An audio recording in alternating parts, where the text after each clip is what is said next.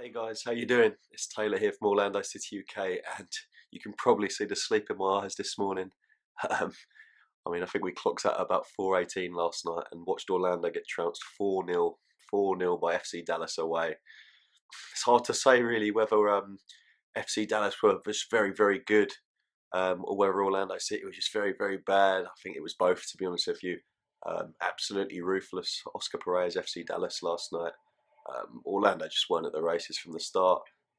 Obviously, we know with MLS that with the vast distances and the travel and what have you, there's so many more elements, behind a result than over here in England. But it really looked as if Orlando hadn't got off the plane. We're not going to do a traditional player ratings video for you here today because, quite frankly, we've got to move on. I think someone summed it up really, really well on Twitter last night. We don't want to bash the team too much because of a busy period coming up.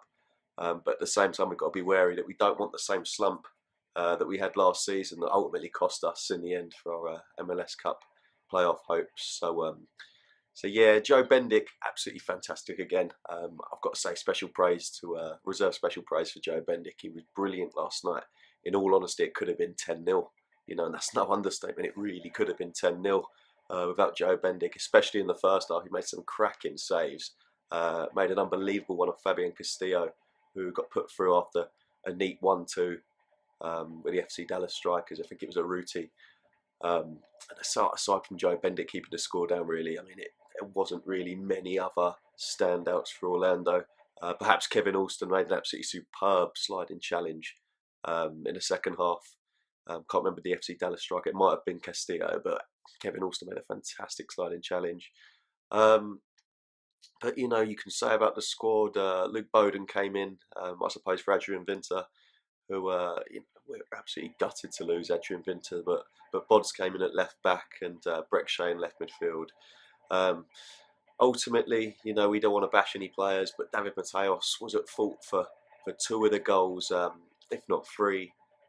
Watching the play, Walker Zimmerman's opener, he was miles away from Zimmerman, who he won't score an easier goal. He just waltzed in and tapped it in.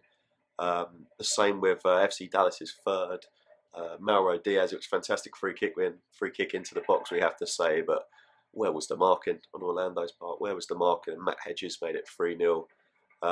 Back to the second goal. It was Luke Bowden who was at fault for that one.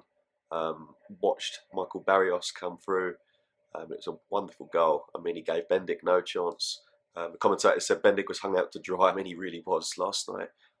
It was like he was a man up there on his own at times. Then obviously on to FC Dallas's fourth. A lot of heads had gone at this point, unfortunately, for Orlando.